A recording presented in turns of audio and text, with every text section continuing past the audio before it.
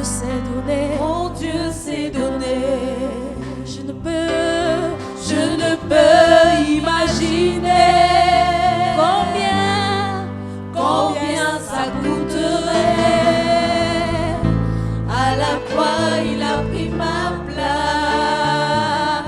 Mon Dieu s'est donné.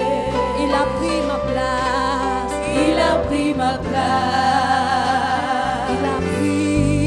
Il a pris ma place. Oh, Jésus a pris ma place. Il a pris ma place. Oh oui. Il a pris ma place. Alléluia. Amen. Gloire au Seigneur. Alors je vous salue dans le nom précieux de notre Seigneur Jésus. Amen. Et je vous salue pour vous qui êtes de passage. Mes yeux sont directement tombés sur vous. Soyez à l'aise ce matin. Excusez-moi un peu, c'est comme si c'est un peu lourd. Touchez un peu. Soyez un peu à l'aise. Ok. Alléluia. Voilà, merci beaucoup. Alors ce matin, nous échangeons autour du thème Gagner les batailles de destinée 2023. 2 points que retenir. Nous allons faire une sorte de somme, de conclusion, mais surtout l'image selon laquelle, lorsqu'on va dans un banquet VIP, il y a les plats d'entrée et on mange et on bavarde et on mange et on bavarde. Après, on nous donne on va dire comment? La résistance, on mange et on bavarde et on mange et on bavarde. Après, on nous donne le dessert, on mange et on bavarde et on mange et on bavarde. Et alors, à l'africaine, dans nos mariages, quand on te donne le plat là, tu mets tout dedans. Alléluia. C'est ce que je fais ce matin. C'est ce que je fais ce matin. Donc, quand tu pars au mariage, si ton plat là, tu vas mettre les pastèques à côté, tu mets les pommes à côté, tu mets les ndolé à côté, les yams à côté et le piment à côté. C'est ce que je fais ce matin. Alléluia. Afin que tous ceux-là qui n'étaient pas à la conférence puissent écouter la conférence. Tous ceux-là peut-être qui n'ont pas pu suivre les enseignements de bout en bout puissent se mettre dans le pas de la conférence. Puisque il faudrait bien que ce pourquoi le thème est venu à l'existence, nous puissions l'approprier pour pouvoir l'exécuter dans chacune de nos vies. Alléluia. Alors, les batailles de destinée 2023, c'est quoi? Alors, les batailles de destinée, c'était quoi? Voilà comment nous avons défini les batailles de destinée. Ce sont les choses qui se dressent sur notre route afin de nous empêcher de pouvoir accomplir ce à quoi Dieu nous a destinés, ou alors ce à quoi Dieu nous a prédestinés. Toutes choses qui se dressent sur notre parcours afin que nous ne soyons pas de ceux-là qui vont accomplir ce que Dieu a dit, on appelle ça les batailles. Destinées pourquoi? Parce que Dieu a prévu cela depuis la nuit des temps. Et ces batailles peuvent être quoi? Ça peut être des personnes, notre raisonnement, notre attitude, ça peut être des péripéties, ça peut être des chemins et même ça peut être des parcours qui contribuent à ce que nous n'entrons pas pleinement dans la manifestation de ce que Dieu a dit. Amen. Et ça s'est inscrit dans notre thème de l'année tiré de 1 Corinthiens 6. Je voulais dire 1 Corinthiens 9, 26, qui dit ceci: c'est pourquoi si je cours, ce n'est pas à l'aveuglette, et si je m'exerce, ce n'est pas à la boxe, ce n'est pas en donnant des coups en l'air. Je vais un peu expliquer le contexte de ce verset. Dans la Grèce antique, la boxe était très prisée, et jusqu'aujourd'hui on l'appelle le sport des nobles. Alors c'est un sport assez violent, et la différence entre la boxe et la lutte, c'est qu'au niveau de la boxe, on ne croque pas. Et au niveau de la boxe, on ne croque pas et on n'essaye pas de te faire du mal. Sinon, vraiment, ça se ressemble. C'est un jeu très, très brutal. Alors, Paul donc est en train d'écrire à ces gars, à ces messieurs, à ces Corinthiens, qui connaissent bien ce sport-là, si on était aujourd'hui, certainement il allait utiliser, s'il équivaut au Camerounais, il allait utiliser le football, parce qu'on maîtrise mieux le football. Alors il dit ceci, il dit, pour être bon à la boxe, on ne s'entraîne pas en donnant des coups en l'air.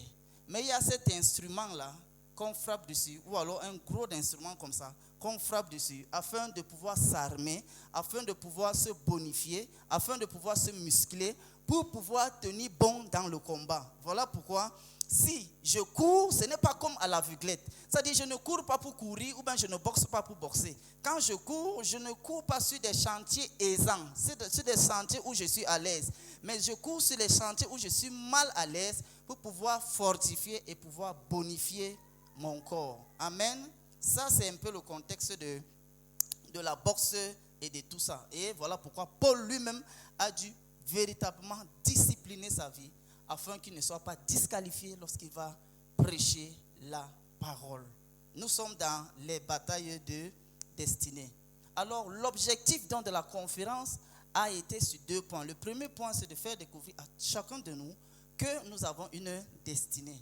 Que nous soyons nés d'une famille ratée, en hasard, ou bien je n'ai pas connu les parents, nous avons une destinée céleste. Et la deuxième chose, c'est que lorsque nous connaissons cela, quelles sont les choses qui vont nous empêcher de pouvoir accomplir notre destinée et quelles sont les choses qui vont pouvoir nous booster pour pouvoir accomplir notre destinée. Et ceci a donc conduit à ce que nous puissions avoir 6 thèmes, parmi lesquels la prophétie, la prophétie dans l'accomplissement de la destinée. Deuxième thème, nous avons eu les pères et les amis de destinée. Troisième, nous avons eu les ennemis de la destinée. Nous avons eu également découvrir et accomplir sa destinée. Nous avons eu également l'alliance, mon alliance avec Dieu pour pouvoir accomplir ma destinée. Et nous avons également eu ce dernier thème qui est le travail pour pouvoir accomplir sa destinée. Donc voilà les 6 thèmes qui nous ont conduits. Alors ce matin, je m'en vais donc rapidement entrer dans le but de notre sujet. Premièrement, il est important pour toi et moi de savoir que nous avons la responsabilité de découvrir notre destinée. Pas d'inventer notre destinée ou de créer notre destinée, mais de découvrir notre destinée. J'illustre cela avec ceci. Les rois d'avant, tous les rois juifs, du moins tous les rois israélites avaient besoin de l'onction de Dieu pour pouvoir accomplir à bien leur tâche. Vrai ou faux? Vrai. Est-ce que les autres rois des peuples païens avaient besoin de l'onction de Dieu pour diriger? Vrai ou faux? Faux. Ils n'avaient pas besoin de l'onction de Dieu. D'ailleurs, ils n'étaient même pas oints pour pouvoir diriger. Je parle des Babyloniens, des Syriens, des Kirghésiens et tout ça. Est-ce qu'ils étaient oints? Non. Est-ce que les Israélites étaient oints? Oui. Mais est-ce qu'il fallait avoir l'onction pour diriger le peuple? Non. La preuve, plusieurs fois, ils ont bâti les nations. Par exemple, le Pharaon, il a tellement bâti. Il a plus bâti que les rois d'Israélites, si c'est qu'on enlève Salomon. Mais est-ce que c'était l'onction qui faisait qu'ils bâtissaient? Non. Ils ont très bien dirigé leur armée jusqu'à ce que plusieurs fois ils chicotaient les Israélites. Mais c'était donc quoi? La touche de l'onction sur un roi juif et le fait qu'il n'y ait pas l'onction sur un autre roi. C'était donc quoi? Les batailles de destinée. Si je réponds rapidement à ça, c'est que je vais descendre. Donc je vais vous gérer comme ça jusqu'à la gare. Amen, amen. Ok. Alors, pour découvrir sa destinée, la première des choses qu'il faut savoir, c'est qu'en fait, notre destinée est enfouie en nous-mêmes. Notre destinée est au-dedans de nous-mêmes. Et c'est par le Saint-Esprit que nous entrons en contact de notre destinée. Et Dieu peut nous révéler notre destinée, comme par exemple Jérémie. Dans le livre de Jérémie, le chapitre 1, que je vais lire ici, les 4 premiers versets. Jérémie, le chapitre 1, les 4 premiers versets. Je lis ici dans la version Louis II. Parole de Jérémie, fils de Hilkila, l'un des sacrificateurs d'Anatote, dans le pays de Benjamin. La parole de l'Éternel lui fut adressée au temps de Josias, fils d'Amos, roi de Juda, la 3e année de son règne, et au temps de Josakim, roi de Josias, roi de Juda, jusqu'à la fin de la 11e année de Sédécias, fils de Josias, roi de Juda, à l'époque où Jérusalem fut amenée en captivité au 5e mois. Verset 4. La parole de l'Éternel fut adressée en ces mots. Avant que je n'ai te formé dans le ventre de ta mère, je te connaissais. Et avant que tu sois sorti de son sein, je t'avais consacré. Je t'avais établi prophète des nations. 6. Et je répondis, ah Seigneur éternel, voici je ne sais point parler, car je suis un enfant. 7. Ne dis pas que je suis un enfant, car tu iras vers tous ceux auprès de qui je t'enverrai, et tu diras tout ce que je t'ordonnerai. 8. Ne les crains point, car je suis avec toi pour te délivrer, dit l'Éternel. Et puis l'Éternel étendit sa main, toucha ma bouche, et l'Éternel me dit, voici, je mets mes paroles dans ta bouche. Regarde, je t'ai établi aujourd'hui sur les nations et sur les royaumes, pour que tu arraches, que tu abattes, pour que tu ruines, pour que tu détruises, pour que tu bâtisses et pour que tu plantes. Parole du Seigneur. Amen. Voici le texte qui va supporter tout notre entretien de ce matin. Voilà d'abord comment Jérémie découvre sa destinée. Il découvre sa destinée par prophétie, que je précise ici, prophétie directe, parce que c'est de Dieu à lui. Et dans la Bible, il y a certains qui ont découvert leur destinée par prophétie indirecte. Par exemple, Élisée et Élie. Élisée, c'était un bon gars qui était agriculteur. Et la Bible dit qu'il avait 12 paires de bœufs. Et pendant qu'il marchait, voilà Élie qui enlève son manteau, jette sur lui et il dit, suis-moi. Donc il découvre sa destinée via une prophétie indirecte. C'est la même chose avec les 12 apôtres. Ils découvrent également leur destinée par une prophétie indirecte. Jésus dit, toi suis-moi, toi suis-moi, toi suis-moi. Mais il y a également des gens comme Jérémie qui découvrent leur destinée par prophétie directe. Et Dieu est en train d'exagérer pour dire, avant que tu ne sois formé dans le sein de ta mère, je te connaissais. Pour dire que ce n'était pas le produit de son père et de sa mère qui ont amené la destinée de Dieu à s'accomplir sur lui, mais c'était le dessein de Dieu sur sa vie. Donc que ma mère soit prostituée, que mon père ait 1000 femmes, ça n'influe en rien sur la destinée de Dieu sur ma vie. Amen, amen, amen. Et une autre catégorie, c'est Timothée également, qui a reçu sa destinée par imposition des mains. Et lorsqu'il négligeait ce qui lui a été conféré lors de son ordination, l'apôtre Paul lui rappelle cela, que mon jeune frère, serviteur de Dieu, Timothée, ne néglige pas le don qui t'a été donné lorsque les anciens ont posé la main sur toi et que tu as reçu les paroles par prophétie. Alors tu es là ce matin, il faut d'abord être tellement conscient que tu as une destinée. Sinon, cette conférence a été simplement pour ton voisin. Et la bonne nouvelle, c'est que la destinée n'est pas seulement au micro, n'est pas seulement dans le ministère, n'est pas seulement dans le chant, dans la prédication. La bonne nouvelle, c'est que la destinée, c'est découvrir ce que Dieu veut que j'accomplis, où est-ce qu'il m'a mis. Sinon, Daniel ne sera jamais ce qu'il est, puisqu'il n'était pas un homme de Dieu, c'est un homme d'État. Amen. Joseph, il ne devait pas être ce qu'il est. Pourquoi? Ce n'était pas un homme de Dieu, c'est un homme d'État. Amen, amen. Et même là, voilà, la première fois même que l'onction vient, c'est quelqu'un. Ce n'était pas pour un homme de Dieu, c'était Oholiab. C'était pour construire les temples. Amen. Donc quand l'onction, tu as le Saint-Esprit là, c'est que tu es déjà ouin. Pas besoin encore d'une autre chose. Amen. Donc, parce qu'il faut qu'on s'entende là-bas très bien. Que bon, moi, vraiment, je n'ai pas eu on n'a pas versé l'huile sur moi. Non, et non, et non, et non. Est-ce qu'on avait un Rahab? Non, on n'a pas un Rahab. Est-ce qu'on a un Ruth? Non, on n'a pas un Ruth. Mais pourquoi elle a accompli sa destinée? Parce qu'elle a eu sa direction par la prophétie indirecte de son cousin Mardoché, qui a dit, peut-être que si tu es là, c'est pour accomplir les desseins de Dieu.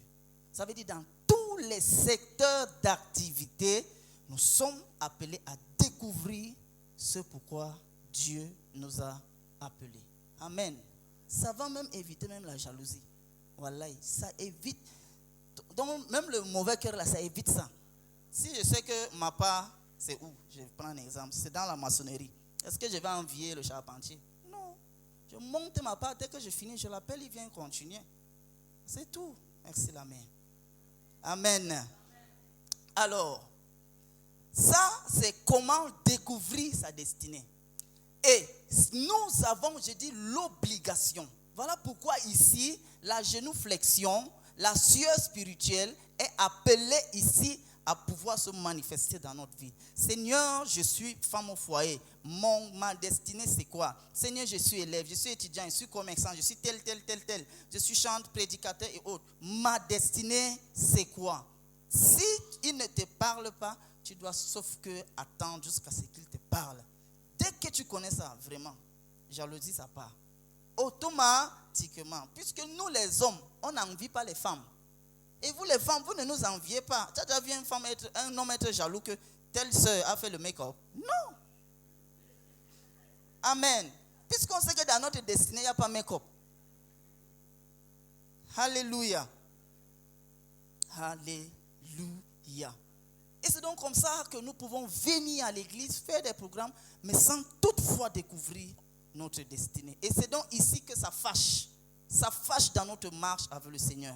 Ça fâche dans notre écoute du Saint-Esprit. Ça fâche dans la manifestation et le déploiement du don et du talent de Dieu dans notre vie.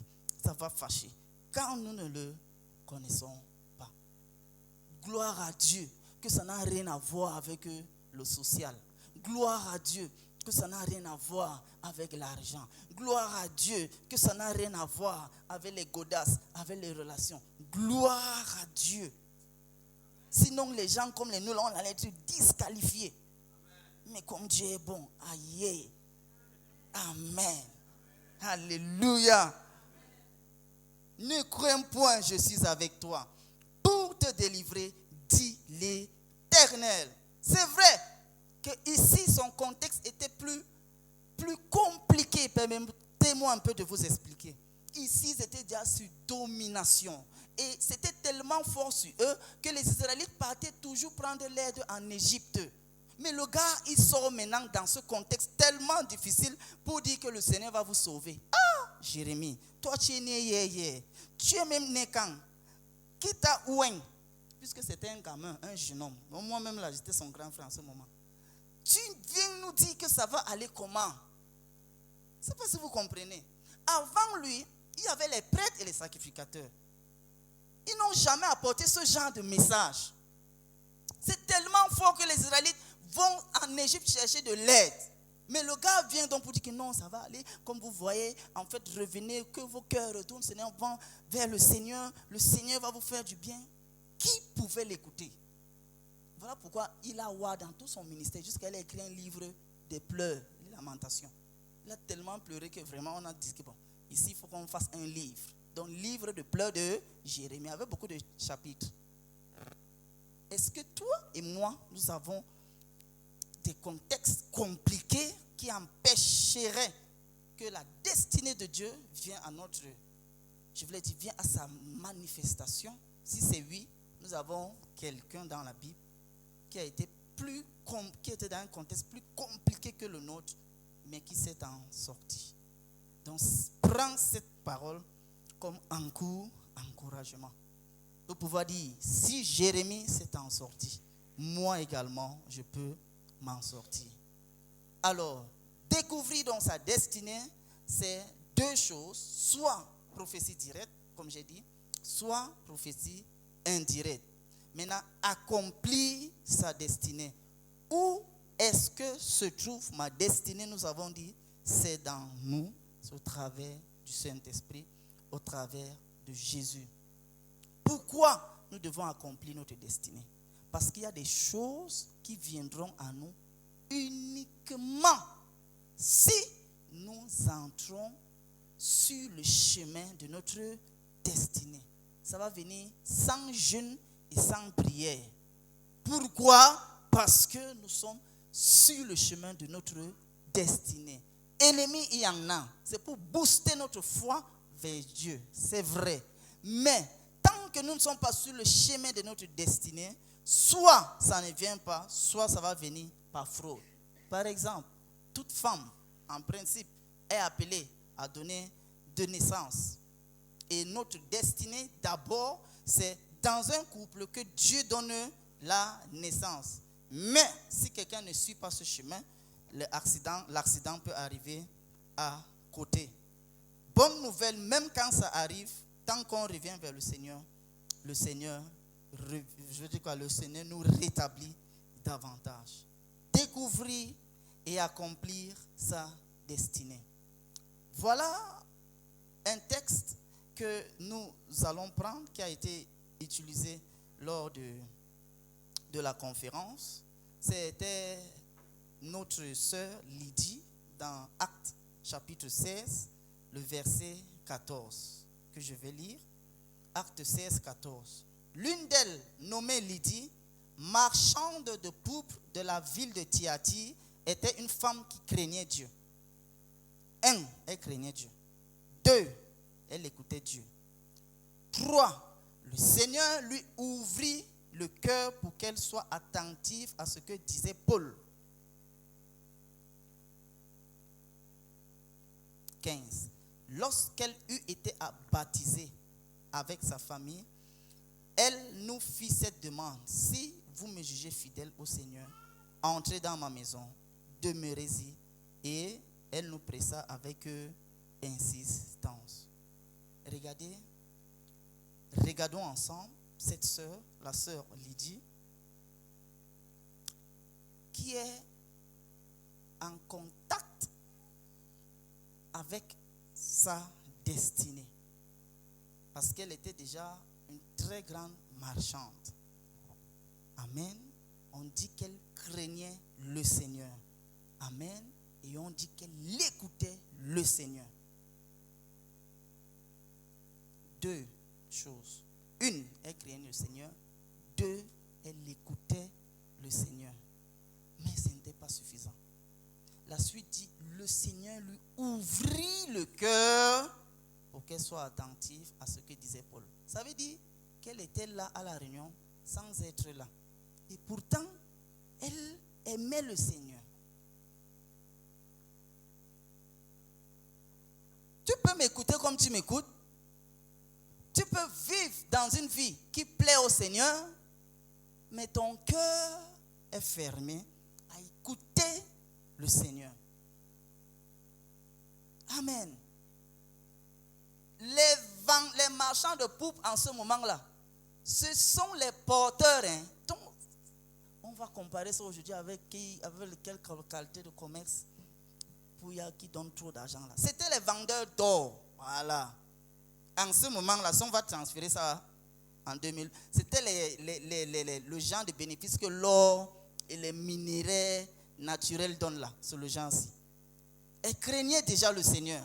Donc certainement, elle, peut-être, certainement, là j'imagine, certainement, elle donnait, elle appuyait l'œuvre du Seigneur. Bon. Mais son cœur n'était pas ouvert pour pouvoir capter ce que Paul disait. Or, c'était par Paul qu'elle devait entrer en contact avec sa destinée. Nous pouvons regarder notre destinée sans comprendre notre destinée. C'est ça. On peut regarder, tu peux être dans ta destinée, mais sans comprendre même ta destinée. Que cela ne nous arrive pas. Nous devons demander à Dieu d'ouvrir notre cœur. Seigneur, ouvre mon cœur. Comme tu as ouvert à Lydie son cœur, ouvre mon cœur pour que je sois attentif à ce que me dit ton Esprit Saint. Amen. n'oublions pas que dans le chemin de notre destinée, nous découvrirons et nous entrerons en contact de ce que Dieu a donné à nos vies pour pouvoir accomplir la destinée. Et nous avons dit que notre destinée se découvre. Et nous avons dit que c'est Dieu depuis le règne, la création du règne, qui nous a établis pour pouvoir manifester son règne. Amen. Et notre attitude, comme Lydie, peut nous qualifier ou nous disqualifier afin de pouvoir accomplir notre destinée. Alors pendant que je parle, ma prière que je passe dans mon cœur pour nous, c'est que Seigneur, pendant que nous avons écouté ces 3 jours, et que comme ce dernier jour est un tout en un, s'il te plaît, dans le secteur que je suis, que je puisse accomplir ma destinée. J'ai envie d'aider quelqu'un. Tu faisais beaucoup de rêves. Une qualité de rêve. Ça, c'est ta destinée. Ce n'est pas à tout le monde que je suis en train de parler de la parole du Seigneur. Beaucoup de rêves sur une qualité de choses. Toi, là-bas, c'est ta destinée. Il faut seulement maintenant travailler. Ça ne prie plus, ne demande plus autre chose. Alléluia, amen, je ferme la parenthèse. Dans notre destinée, nous avons les pères et nous avons les amis de destinée. C'est ceux-là qui sont appelés à pouvoir nous booster, à pouvoir freiner, accélérer, mettre l'embrayage, afin que nous réussissions bien le parcours de notre destinée. Comme le révérend Amos aime bien le dire, je vais le citer ce matin, le chemin de destinée, c'est comme la voiture. Et il faudrait des personnes qui vont te dire, non, ici, le virage ici, si tu prends ça à 180, tu vas mourir. Prends ça à 80. Oh, entre-temps, 100 moins, je voulais dire 80 moins 180, ça fait énorme quand même. Donc on pense ralentir, mais en fait c'est pour ton bien. Amen. Mais malheureusement, ou alors insuffisamment, si je peux dire, dans les paix de destinée, nous avons parlé des véritables paix de destinée. Et non paix de destruction, mais paix de destinée. Amen. Ceux qui veulent voir le règne de Dieu avancer. Rien à voir avec sa carrure, mais à voir avec la soif qu'il veut voir le règne de Dieu avancer. Et parmi les pères, il y a 2 qualités de pères que j'ai découvertes dans la Bible. Il y a les pères Élie qui font découvrir à Samuel sa destinée. Il y a les pères Saül qui veut piétiner David. Alléluia. Moi, j'ai demandé à Dieu, pardon, quand tu vas augmenter l'affaire là, sur moi là, donne-moi d'être un père Élie. Pas un père Saül. Tiens, David a souffert. Nul était la grâce de Dieu. Il n'allait pas entrer dans sa destinée. Amen. Toi, tu peux faire la prière là, Seigneur, quand tu vas augmenter l'huile sur moi, pardon. Mes jeunes frères là, je veux être un Élie. Je veux être un Élie. Élie, les 2 même Élie, hein, avec ou sans eux, c'était les bons pères. Mais la qualité de Saül, amen. Nous avons besoin de ces pères. Alléluia. Dans le domaine que tu veux exercer, quel est le père, les personnes, et gloire à Dieu, que les pères ici, ça n'a pas trait avec l'âge physique. Le père ici n'a pas trait avec l'âge physique. Le père a trait avec la capacité que Dieu a mis en quelqu'un pour pouvoir nous aider à entrer dans la destinée. Amen. Voilà. Là, il y a un bémol vraiment à clarifier ici.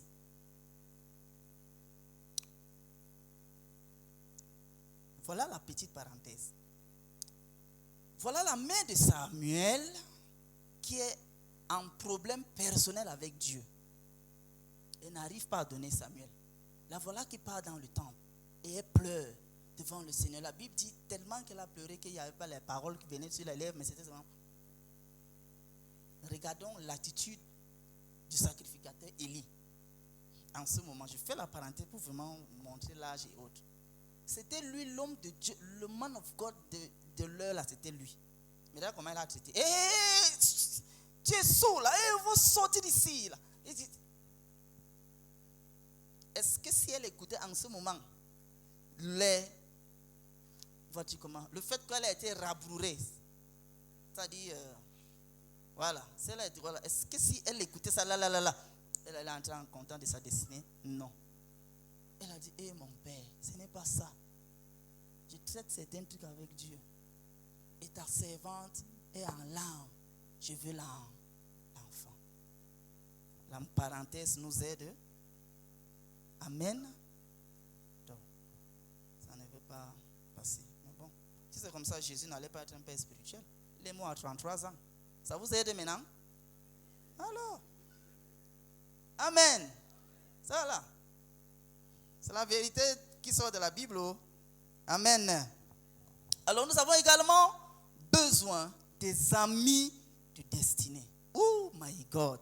Quand Dieu nous donne les amis de destinée, mal gastrique, il n'y aura pas. Les maux de nez, il n'y aura pas. Je vous dis ça. Mais quand tu n'as pas, c'est là que la Bible dit qu'il mieux vaut être seul que mal accompagné. Je vous dis. Les amis de destinée, quand ils sont là, ouais. Qu'est-ce qu'un ami de destinée? Voilà Jonathan et David. La Bible dit que Jonathan a donné son manteau à David. Son manteau là, ce n'est pas un pull ordinaire, non. C'était le manteau du prince.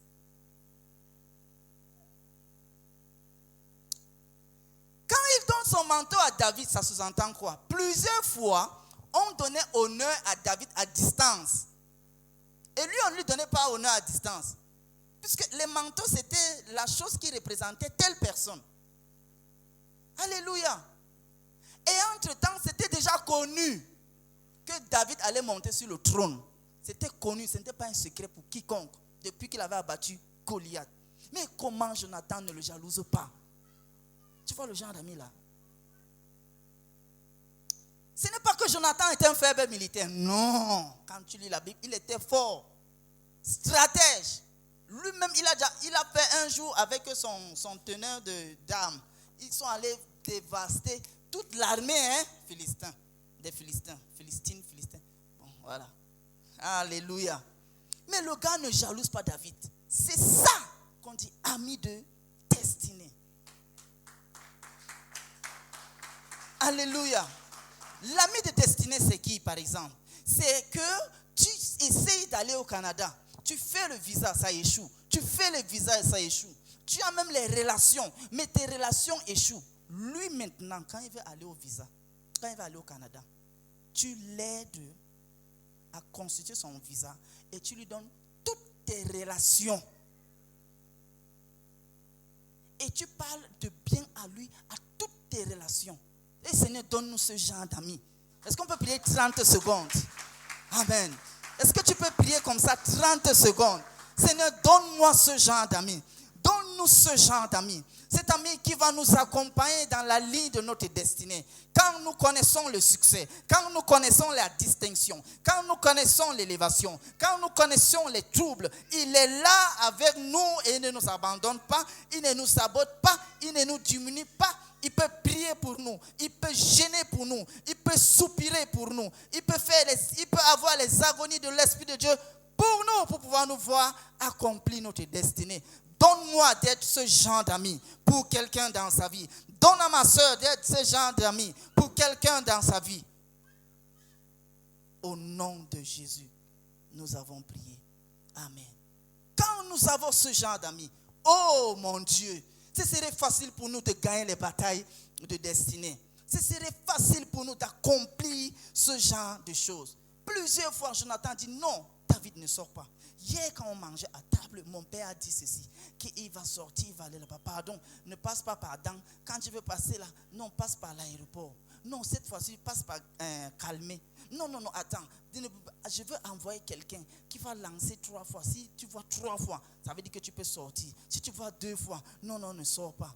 Oh mon Dieu, c'est difficile, mais c'est possible d'être ce genre d'amis. Alléluia. Dans les pères, maintenant, nous allons finir avec les pères. Dans les pères de destinée, c'est c'est qu'en fait, leur présence dans nos vies permet en sorte que nous puissions gagner du temps. Et moi, j'ai toujours dit que si je dois commencer quelque chose, qu'un père sous lequel je suis à commencer et que je commence net comme lui, c'est que je n'ai rien reçu de ce père. Et c'est donc ici que quand tu as les faux pères, la jalousie va commencer, les coups bas vont commencer. Alléluia. Alors, par exemple, mon père géniteur, n'est-ce pas? Quand il est mort, il a laissé les choses. Oh, lui, il a commencé sa vie avec vélo. Est-ce que moi, je dois commencer ma vie avec le vélo? Que c'est quoi? Vraiment la main. Que c'est quoi?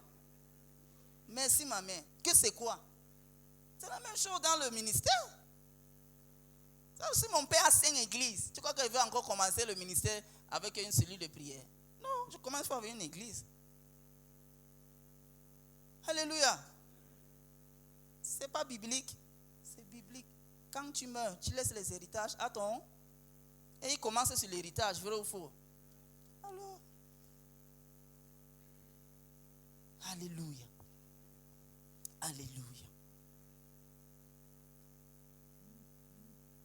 Pourquoi? Parce que certaines destinées commencent à être vues, commencent à prendre de l'ampleur lorsqu'elles rencontrent d'autres destinées. Amen. On ne pouvait pas savoir que le roi Saül avait une touche prophétique en lui. On ne pouvait jamais savoir jusqu'au moment où il est entré dans le quartier des prophètes. Saül, es-tu déjà devenu prophète? Non, arrête ça, dis donc. Qu'est-ce que tu dis? Je te dis que j'ai vu Saül prophétiser. Va le voir toute la nuit. Il a prophétisé. Pourquoi? Il est entré en contact de certaines personnes. Faisons attention et chérissons ces relations paternelles. Pourquoi? Parce que nos destinées seront boostées, seront catapultées lorsque nous entrerons en contact de ces destinées. Amen. Alléluia.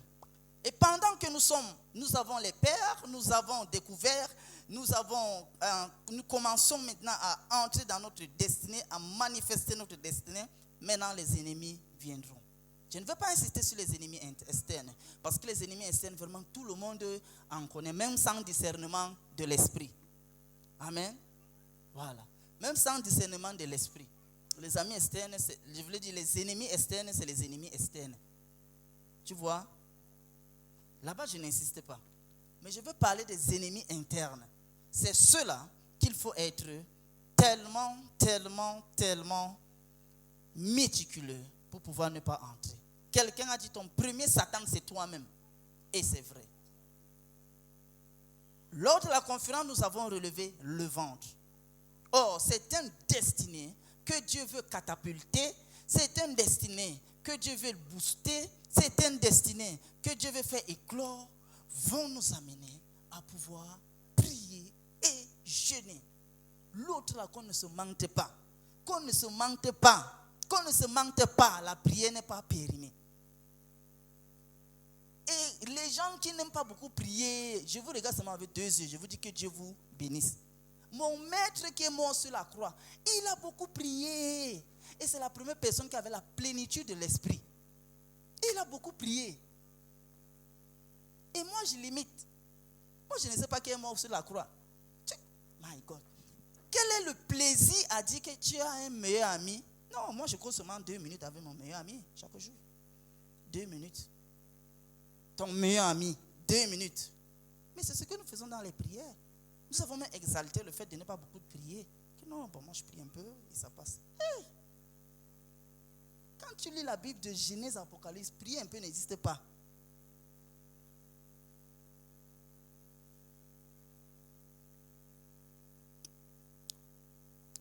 À moins que nous ne voulons pas être des personnes qui veulent voir le dépôt de Dieu se manifester à un autre niveau. À moins, vraiment, si c'est l'autre là, prie un peu. Nous, on va prier. On va prier. L'affaire là va sauf que descendre. D'ici quelques années, vous allez revenir sur la vidéo aussi là. En tout cas, prier un peu là, ça n'existe pas dans la Bible. Voilà. Moi, je ne suis pas là pour parler le raisonnement des hommes. Alléluia. Les ennemis internes, c'est le sommeil. Les ennemis internes, c'est la famine. Et Il y a des personnes, je vous prie, par exemple, je vous donne toujours un exemple. Elle était guichetière de banque, comme maman Sanatou comme ça là. Chaque fois que les gens venaient prendre leur salaire, c'était une fille qui cherche, une femme qui cherchait tellement le Seigneur. Elle a suivi un message comme je suis en train de donner là. Elle dit qu'elle veut expérimenter. Et les jours, les semaines se sont passées. Mais elle restait toujours à chercher le Seigneur. Après, on se rend compte que chaque fois que tu prends ton salaire chez elle, 2 choses se passent. 1, ton salaire ne finit pas vite. 2, tu es guéri. Elle-même, elle ne savait pas. C'est les clients de la banque qui se rendent compte. Par exemple, comme les anciens. Mon ami José Yadak, il prend son salaire. Ça lui donne. Comme d'habitude, c'est toujours difficile. Le 20, ça finit. Mais depuis que toujours pas chez la femme, là, il ne fait rien de spécial. Mais son salaire arrive jusqu'au 2. Et il est guéri. Vous voyez quand on cherche le Seigneur? Alléluia. On dit que l'ombre des disciples guérissait le malade. Hein? Et quand tu fouilles la vie du disciple là, ne blaguez pas. Ne blaguons pas avec notre prière. Je vous dis la vérité du ciel. Ça là quand tu montes, il y a certaines bizarres personnes que même dans ta boutique qui ne vont pas entrer. Mais ce n'est pas qu'ils ne vont pas acheter. C'est ça qui est merveilleux avec Dieu. Ils vont acheter mais ils ne vont pas entrer. Ou bien le jour qu'il entre, il entre vraiment en client. Il n'entre pas avec ce qu'il a derrière lui. Mais tu crois que c'est en priant 2 minutes?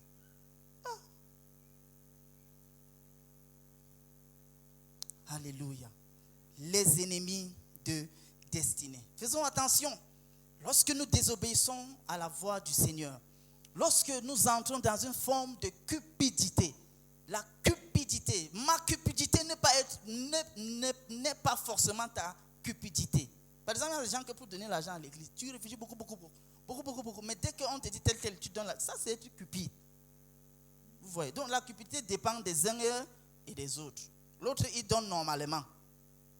N'est-ce pas? Mais quand quelqu'un est malade, il n'aime pas donner.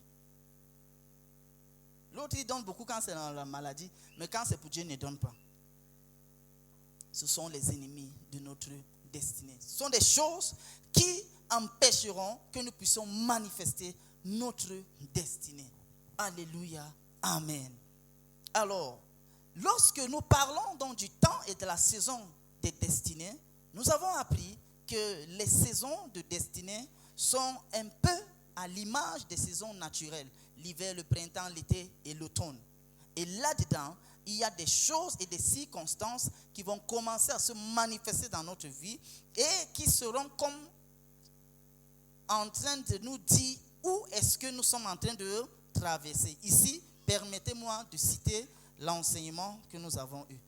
La saison de la mort en soi, ou alors la saison de la chair. Ce n'est plus moi qui vis, mais c'est Christ qui vit en moi. C'est la saison la plus inconfortable de notre marche avec Dieu. Ici, dans cette première saison, c'est la saison la plus inconfortable. Ici, tu as déjà dit oui au Seigneur. Ici, dès que tu es nouveau-né, dès que tu pries, Dieu t'exauce. On connaît tout ça, le jour qu'on était tous nés de nouveau là. Quand les 3 premiers mois, ou bien les 6 premiers mois, quand Dieu est trop gentil, les 1 an de ta conversion, dès que tu pries, pac, il exauce. Pac, vrai ou vrai? Vrai. On sait ça, non? Donc, quand tu finis donc ça, tu entres donc dans les saisons là, proprement dit, ça là que ça commence. C'est l'une des saisons les plus inconfortables avec Dieu. En ce moment, on croirait que Dieu est loin. En ce moment, on croirait que nous sommes dans le péché. Et pourtant, tu as vu le Seigneur. C'est Dieu qui fait ça pour pouvoir tuer des choses en toi. Amen. Et dans cette saison,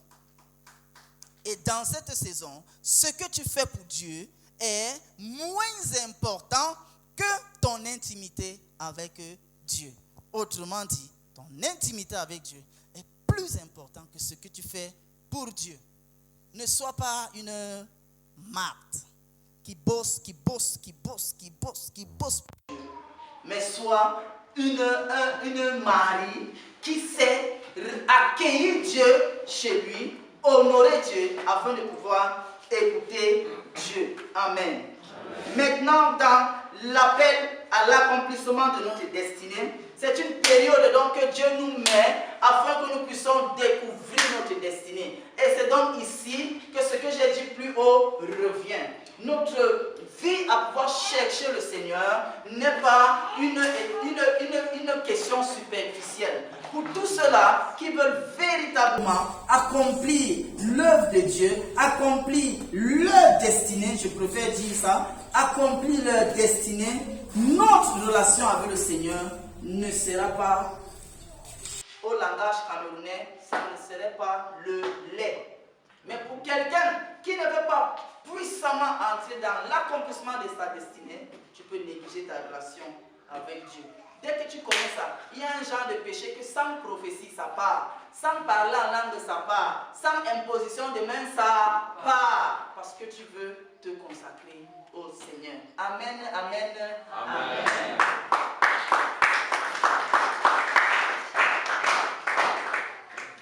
Gloire soit rendue au Seigneur. Amen. Gloire soit rendue au Seigneur. Amen. Et maintenant, je vais donc chuter avec ceci. C'est qu'en fait, c'est notre alliance avec Dieu qui nous, je veux dire comment, qui nous immerge dans l'accomplissement de notre destinée. J'ai dit notre alliance avec, et non avec les... Oui, on prêche ensemble ce matin. Notre alliance avec, et non notre alliance avec...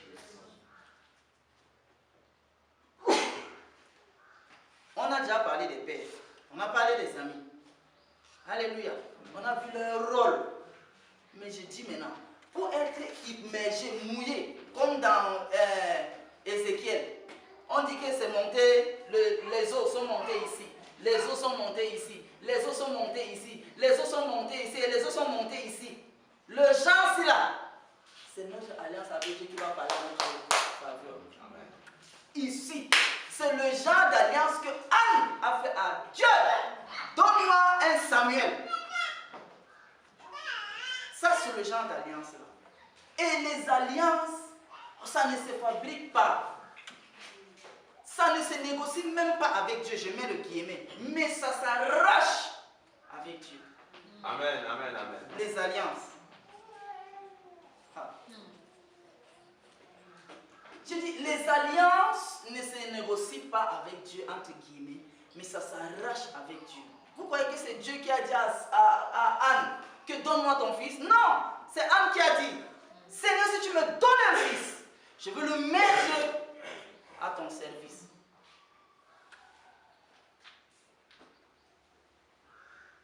Et en ce moment-là, monte et descend, le fils devait venir. Et regarde l'accomplissement de sa prière. Samuel, c'est qui Samuel? La Bible dit, dans tout Israël, Dieu s'arrangeait à ce que sa parole ne soit pas vaine. Ça dit, s'il fallait comparer Samuel à ce n'est qu'avec Moïse. À cause de quoi? De la bagarre qui s'est passée entre Anne et Dieu. Moi, je ne sais pas ce que toi tu bagarres avec Dieu. Sinon, je peux être un mari exceptionnel, une femme exceptionnelle, un commerçant exceptionnel, un monsieur de l'État exceptionnel, un chanteur exceptionnel, un prédicateur exceptionnel, un enfant exceptionnel, un photographe exceptionnel. Je vais être quoi? Le genre de prière là, on est déjà à 2 mois. C'est le genre là qu'il faut qu'on entre dedans, mes frères et mes soeurs. Amen, amen. C'est le genre là qu'il faut qu'on entre dedans. Pour pouvoir faire trembler le roi des ténèbres. Sinon, vraiment, nous, alléluia, amen, comme on fait là, ça ne les ébranle pas. Donc, eux, ils passent toute une année, 2 fois par mois, ils se gorgent un peu. Toi, tu pries 2 minutes, tu crois que tu vas le faire quoi?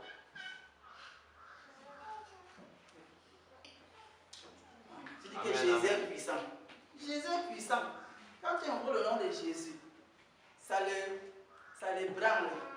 Mais toi là, tu ne lui fais rien. Voilà pourquoi les démons disent que Jésus, on le connaît. Paul, on le... Tu crois qu'on a appelé le nom de Paul pour rien? Alléluia. J'ai envie qu'on dise ça. Que Jésus, on le connaît, on le connaît. Voilà, c'est qui. Alléluia. Amen. Alléluia. passe pas encore, bon, mais je remets entre les mains de l'Esprit de Dieu. Amen, amen. C'est lui qui va nous convaincre. Ce que je sais, c'est qu'on ne bâtit pas une grande maison en 2 jours. Amen. Donc notre alliance avec le Seigneur, c'est lui qui va nous booster dans l'accomplissement de notre destinée. Et c'est donc comme ça que vous pourrez voir certains hommes de Dieu. Essayez donc de parler de façon hautaine, entre guillemets. Il dit, si je suis un homme de Dieu, que le feu descende. Parce que si tu fous son derrière, tu vas voir les alliances qu'il a fait avec Dieu. Amen. Il a dit à Akab, le Dieu devant qui je me tiens. Voilà pourquoi il dit que si je suis un homme de Dieu, que le feu descend, et le feu est descendu. Il n'a pas fait ça 2 fois, 3 fois, hein. Il vivait dedans. C'était son quotidien. Plusieurs fois, il y avait des personnes qui sont venues l'arrêter. On parle de 50. Il dit que vous êtes venu voir qui? Et il dit, ok, bon, tu es vous. Hein? Même dans nos villages, il y a des hommes de Dieu qui font le genre de choses que vous dites. Si ça peut nous aider, si ça peut nous booster ce matin, à savoir que pour gagner les batailles de destinée, il faut des relations aussi solides que les fondations d'un immeuble gratte-ciel. Amen, amen.